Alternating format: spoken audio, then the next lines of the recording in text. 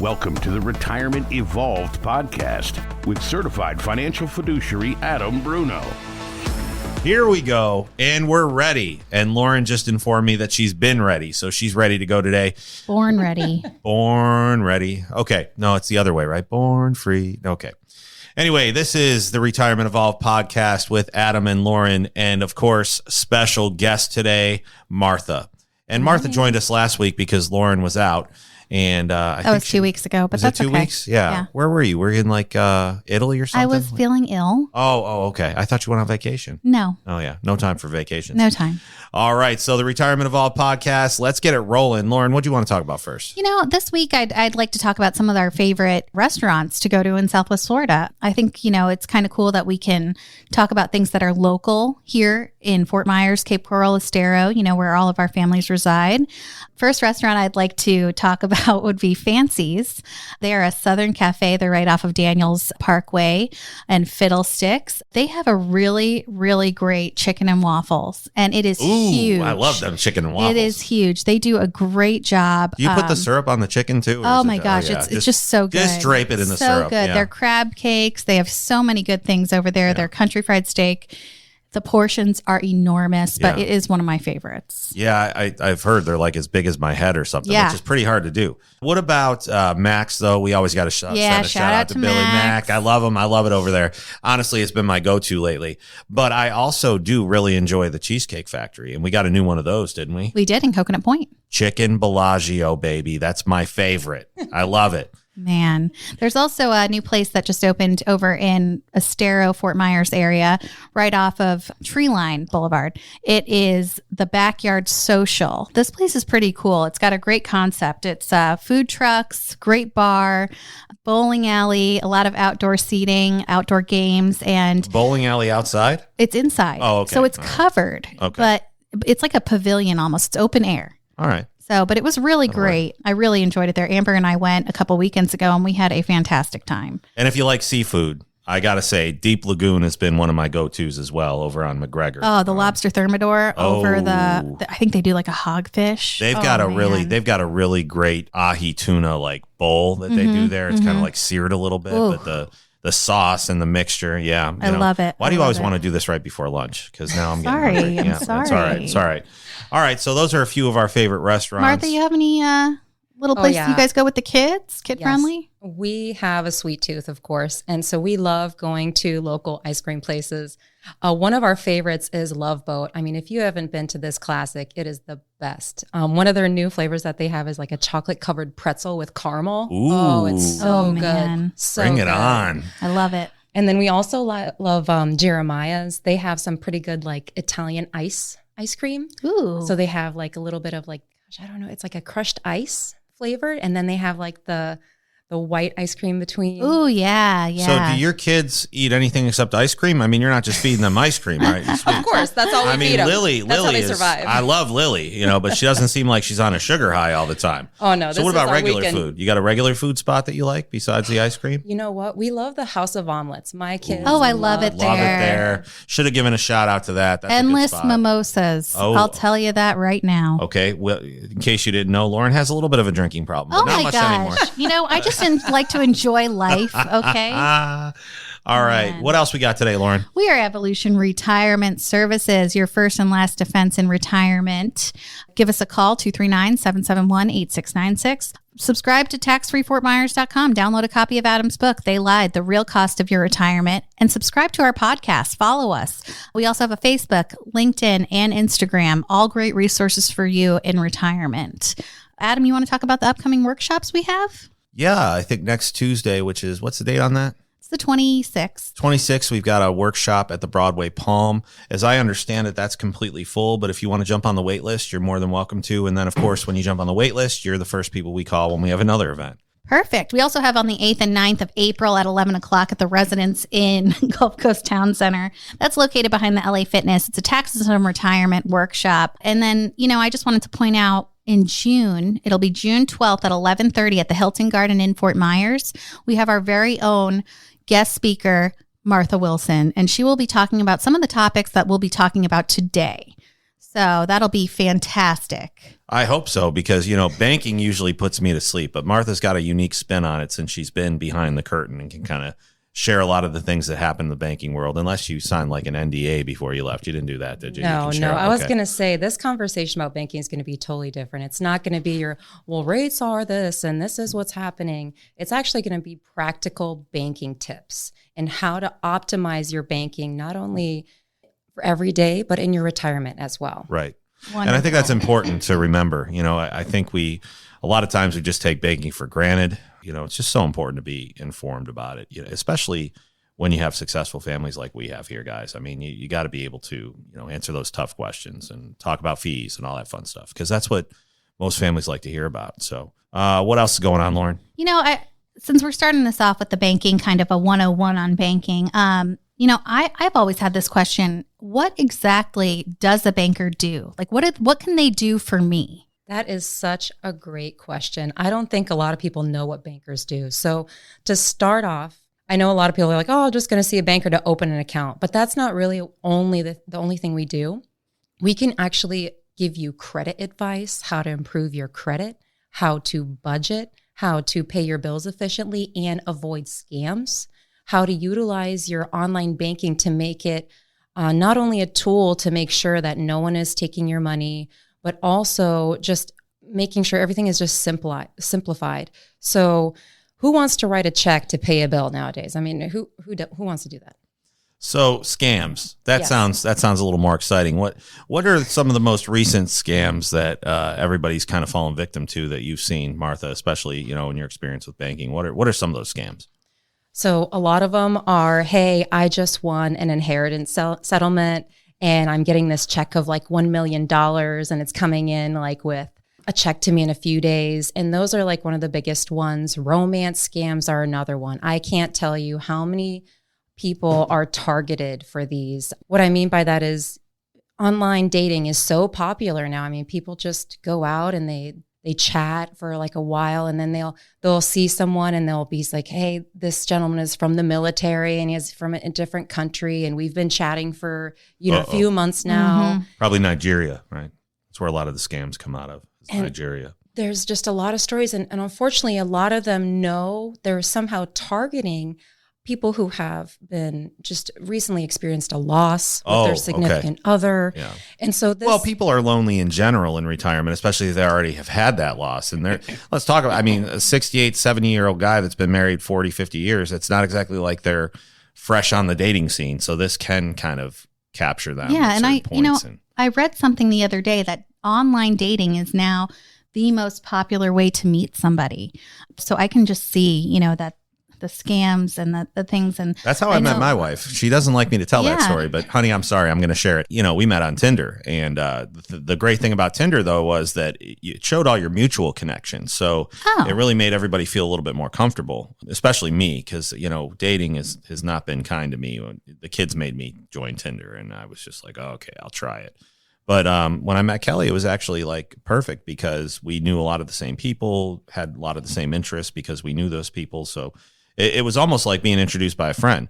But you don't want an email from some gorgeous guy or girl telling you, hey, and you're all of a sudden talking to this person and things develop. And then I know one of them is, I'm going to send you a check for $5,000. Right. Can you cash that and send the money back to me so I can get in the country? I have the money. I just don't have a bank, right? Gosh. And then you send the money back. And that's what happens, Martha, right? The bank clears it and you get the money, but then the bank realizes the check is no good, right? That's right. That's the tricky part, is that you've been an established client. So these people are targeting older populations just because the fact that they usually have a longer banking relationship with larger balances. So those checks, we're going to clear them because you've had an outstanding relationship with us. Right. Even though we haven't collected the funds yet, we're going to say, yeah, it's available to you. But these scammers want you to send the money within 24 hours after it's been posted.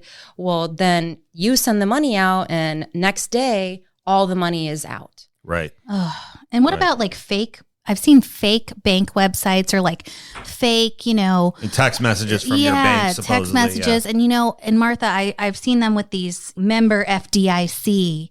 Can you elaborate a little bit on like what that entails? I mean, that's crazy. Yeah, so I just recently was looking more into this, that not only are there fake websites that have been generated so that you can input your information as if you're opening an account and etc.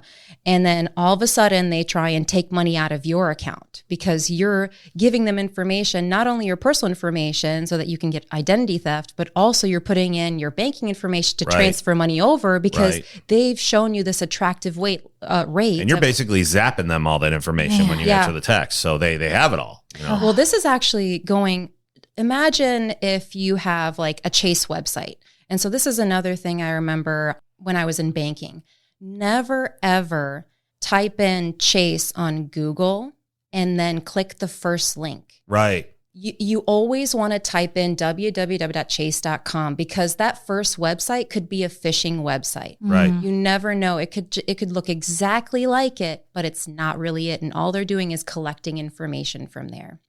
Yeah. And speaking of computer hacking and phishing, I want to mention too, the biggest scam I saw was about malware and virus protection services. So Norton, Microsoft is emailing you and telling you, hey, listen, you've been a victim of this virus. And so they call you from like this Microsoft or Norton company, but it's really not them at all. Not them. But at that time, they're also saying, hey, listen, we want to charge you $200 for this service. And then in all reality, they take out way more than $200. Wow. It's huge, huge, huge, huge. So the other thing that comes up a lot of the times is, trust funding and banking. And a lot of our families have questions about trust normally, but just from the banking perspective here, how can setting up, trust benefit you and your loved ones? What role does banking play, in that process? This was one of my favorite topics, having clients come in and talk about their accounts, because a lot of people didn't understand the fact of having a written trust and actually funding their trust. And it is more complicated. There's a lot of banks out there that don't retitle accounts anymore. So what do? So there's accounts where you can have just your name and then having the trust as a beneficiary, but then you can also have an actual trust account established. And when you have a trust account established, you have to actually open up a brand new account. And I do always recommend this. If you have a trust and you have all of your properties and all of your assets in a trust, if you ever go to sell one of those properties or want to do anything, you have to have a means to transfer those funds. And the only way to do that is through a bank account. So that is very crucial. It sounds like it can offer just numerous benefits. I mean, yes. So of course avoiding probate is huge because then you just don't pay all those extra fees and everything, which is nice. and why, speaking of avoiding probate, I mean, why is that such a crucial thing? And what steps should you take to ensure that your assets are distributed smoothly? Yeah, so definitely titling your accounts in a trust if you have one, or at least mentioning it as a beneficiary. And speaking of beneficiaries, I can't say how many times I've heard, well, I have a will, I'm covered, I'm not going to worry about it. But a lot of people don't know that a will doesn't take place until you pass away and it goes through probate. A will just guides probate. And so whenever you add a beneficiary to an account, you avoid that step completely. And all your beneficiaries just get a check written to them, and it's smooth and easy process avoiding probate. Wonderful. I love that. That sounds, and I'd like to discuss so options available to manage your finance in case of emergencies. You have a power of attorney versus a joint account ownership. What are the differences, and are there risks involved in that?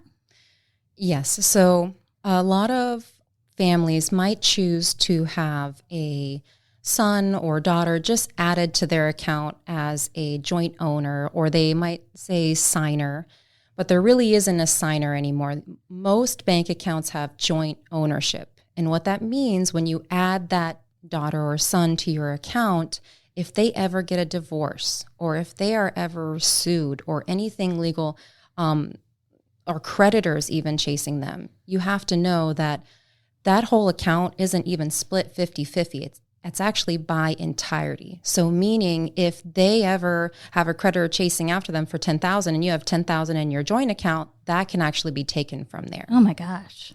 So it is a huge risk. Also too with a divorce, again, same thing. So it's important to realize those risks when you do that and think about maybe instead doing a power of attorney. It's much safer. It's not an owner. And I also too like the fact that the power of attorney cannot change beneficiaries. So they can't change any of your wishes. Oh my gosh. I mean, this is just, and I'm sure there's so much more you could elaborate on with this. I mean, there's so many questions people have. And, I guess for me, I am an online banker for the most part. Is there anything that I should know? I mean, online versus physical banks. Is there a drawback? Is it worth it? I mean, the convenience of it. I'm all about convenience. So. Yeah, so I think that one of the best things about online banking now, especially if you find a reputable name now, we talked about online banking scams already. We're going to talk about make sure that you pick a bank name that you recognize. But those online banks have attractive rates right now. I mean, the physical banks, they just can't offer that. We have to pay for the brick and mortars. We have to pay for the people, and we have to pay for all the other services. And that's why the rates can never compete with online banks.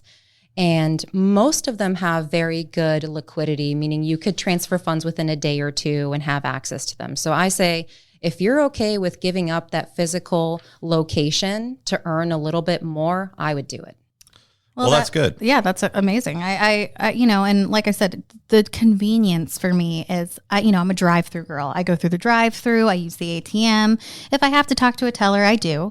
But that goes along with maybe I didn't know some of these things that a banker could do for me. I mean, it's really there's so many things that you can learn. You know what I'm wondering about? Go ahead, Adam.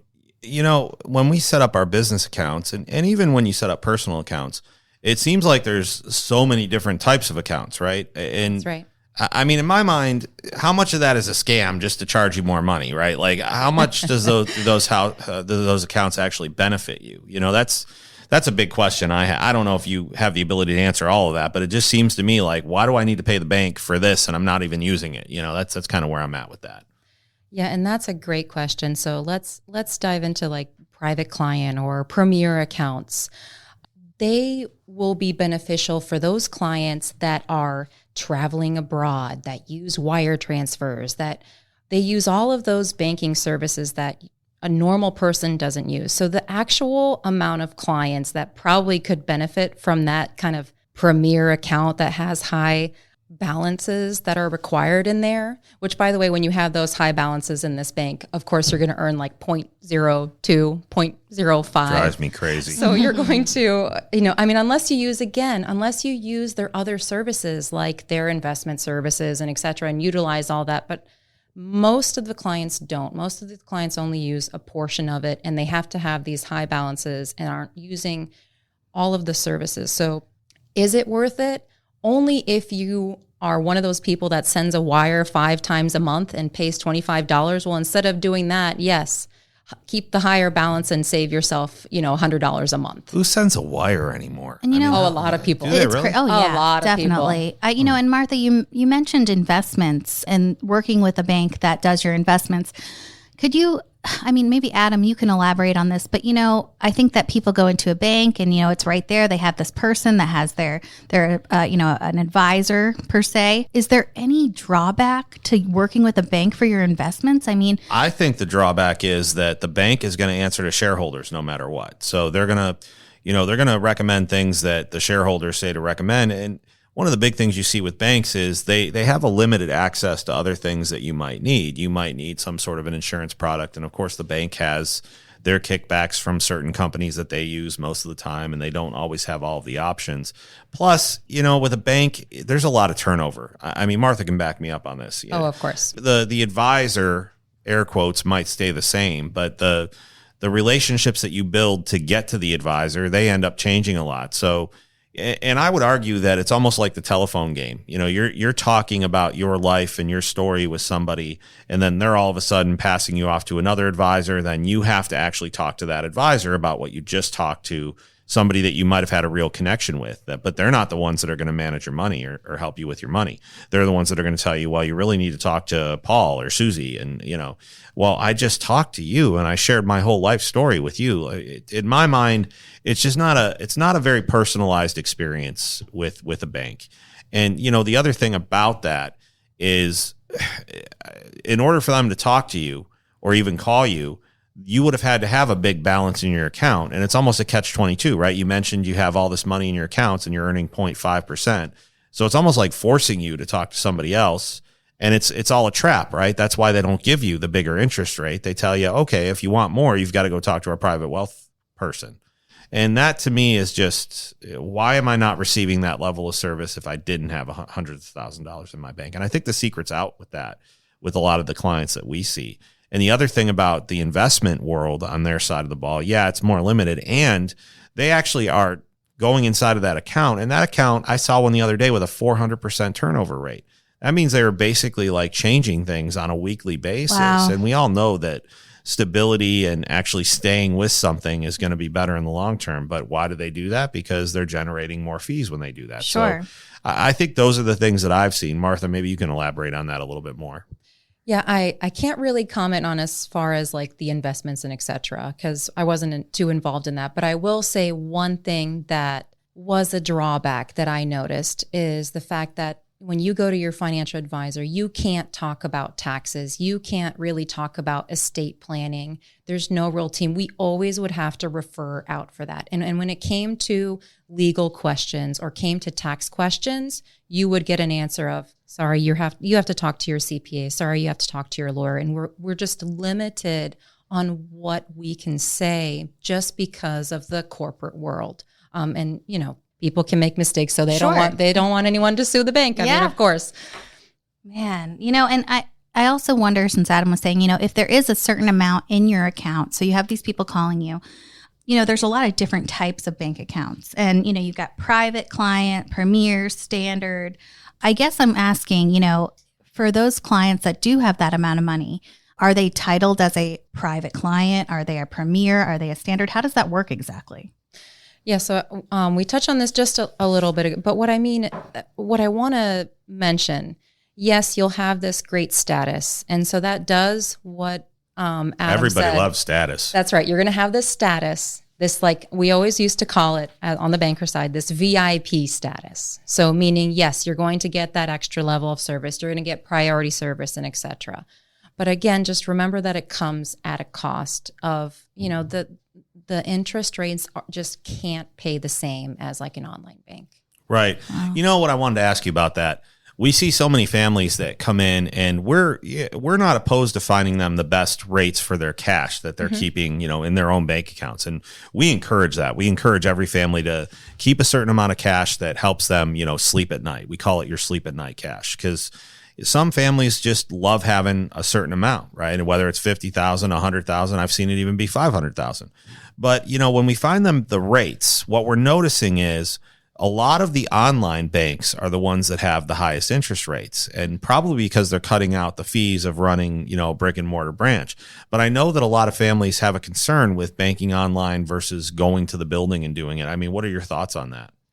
I'm pretty open-minded, just because I've also used online banks as well for myself, and noticed, especially if you find a reputable firm that has a good customer service line, I think that is very important. That's like one of the ways I like test out online banks. Oh, that's a good point. I don't think anybody ever thought about that before. Like the chat with us button? Chat with us. Yeah. Call them and see how long you have to wait to get to someone. And when you get to someone, who are you speaking with? Is it someone that you can clearly understand? Is it someone that you, want to... You mean, is it somebody in the U.S. that you can actually communicate with and not be put on hold to get a question answered? And that's a great question. Hold for a minute, and also too, like let's say you get to that first person and they're not knowledgeable. I mean, how secure will you feel when you have that one person that just doesn't know, and you always have to get to a supervisor to answer basic questions? Always drives me nuts. So just to recap, I think, the importance about banking, if I heard everything you were saying correctly, is, you've got the personalized advice, you've got the relationship. So it's a good foundation, it sounds like, to really, with your wealth, it's a great foundation to have somebody in a bank that you can trust, because you still need a bank. Always. And the help with navigating, these financial products, services, it's always good to have another set of eyes, another set of ears listening to you, boots on the ground, I like to call it, right? I agree. But, for the more advanced strategies, it might not be in the best interest to, talk to the financial advisor at the bank. From what I remember about our relationship, Martha, you were very open and honest about what we needed and what we didn't need. Now, whether that happens with most bankers, I don't know, but that's the reason you're sitting here with us, is because that level of service, you can't put a price on. I mean, it's so important, and that's why our families love us. And, as far as assisting and, maybe achieving some of these financial goals, the banker that you're working with can probably help you do a lot of that. But when we talk about the advanced goals, things like that, it might take more professional help than what a banker can provide, just because of this conversation we just had about taxes, estate planning. It's something that maybe good bankers can talk a little bit about, but they certainly can't talk to you about taxes. So that's, you can always make referrals and things like that, but then you're going to another person, which makes it even harder. So if you need assistance with your budgeting, investing, borrowing, a banker can offer you a certain level of expertise on those, kind of guided towards, your custom needs that you kind of have, right? So for me, I think what I took most from this conversation is, first of all, banking is important. Second of all, we need to know exactly what we're signing up for with a bank and what to look out for. That's what I took from that. I was going to say too, I always think it's beneficial to have a good relationship with your banker. And if you have a good relationship with your banker that understands you have a financial advisor that works for you, they can partner together to make everything cohesive. That's right. Yeah. Cohesive, holistic. So let's say you have I think efficient too. Exactly. Efficiency is important. They can help plan for those vacations, or let's just say you're trying to buy a new home or anything else. They can work together to find the best option. Very for important. That's very important, especially when you need some sort of lending or paper or something like that. You normally would say, okay, a bank, right? But then you have the ability to shop around. And I've had bankers tell me, this happened at Suncoast. I've had Suncoast tell me before, the loan rates for the autos aren't great right now. Try Lake Michigan Credit Union. They'll tell you. That's the good thing about it. You know what, Martha? I just don't think people can appreciate enough sometimes the level of service that you do provide. So I just wanted to personally say thank you, because I know our family is so happy. Thank you, Martha, for joining us today. And we did, Lauren, before you go too much further, we did have a question that came in, because we've talked about it before on the podcast. Question was emailed in, and they want to know when Lauren's putting the ring on her finger. They want to know when Lauren's taking the plunge. Well, folks, it was wonderful talking to everybody today. Join us next time. I will say your input matters to us. Your questions drive the agenda for our podcast. So if the questions matter, how come you're not answering it? Like what you said, the questions matter. Adam, I'm going to have them edit this out. Oh, and by the way, if there are any questions for the 12th of June. 12th of June, Lunch and Learn. Please submit those to Lauren. I'd be glad to. Yes, Lauren at evoretire.com. Adam, you want to take it? Take it. Am I driving now? Oh, I'm back to taking it. Okay. Yep. So don't forget to go to taxfreefortmyers.com and, download a copy of the book. I am really excited. I think I've narrowed down a title of the new book, Lauren. So I think what I'd like to call it is They Lied.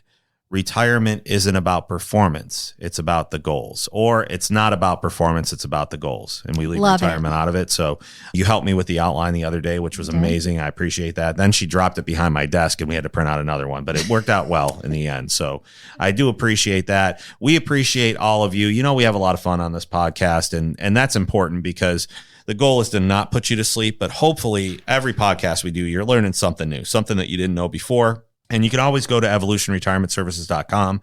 There's a lot of resources there for you as well. Kiplinger articles that I wrote, different things like that. Mostly, though, I think we're proud of the team here, and anybody in this office you can talk to and feel comfortable. And you can reach out anytime by phone or by email. Just don't be expecting some kind of big sales pressure or anything like that. It's not what we do here. We truly do want to help you make retirement even better, because it's probably already pretty good. You worked your entire life for it. So, but if there's ways to make it even better, if there's ways to make it more efficient, then we want to help you do that. And other than that, I think we're out of here, folks. We'll talk to you next time. All right. Bye-bye. Bye. Investment advisory services are offered through Evolution Wealth Management Incorporated, an investment advisor registered with the state of Florida. Registration does not imply any level of skill or training. Evolution Wealth Management's unique CRD number is 307644. You can obtain a copy of Evolution Wealth Management's firm brochure, Form ADV Part 2A, free of charge by visiting advisorinfo.sec.gov. Evolution Wealth Management offers investment advisory services only, where it is appropriately registered or exempt from registration, and only after clients have entered into an investment advisory agreement confirming the terms of engagement and have been provided a copy of the firm's ADV Part 2A. Insurance services are provided by Evolution Retirement Services. Any guarantees mentioned are backed by the financial strength and claims-paying ability of the issuing insurance company and may be subject to restrictions, limitations, or early withdrawal fees, which vary by the issuer. They do not refer in any way to securities or investment advisory products. You should consider the charges, risks, expense, and investment objectives carefully before entering a contract. This material has been prepared for informational purposes only and should not be construed as a solicitation to effect or attempt to effect either transactions in securities or the rendering of personalized investment advice. This material is not intended to provide and should not be relied on for tax, legal, accounting, or other financial advice. Evolution Wealth Management and Evolution Retirement Services do not provide tax, legal, or accounting advice. You should consult your own tax, legal, and accounting advisors before engaging in any transaction. Evolution Wealth Management and Evolution Retirement Services are affiliated entities.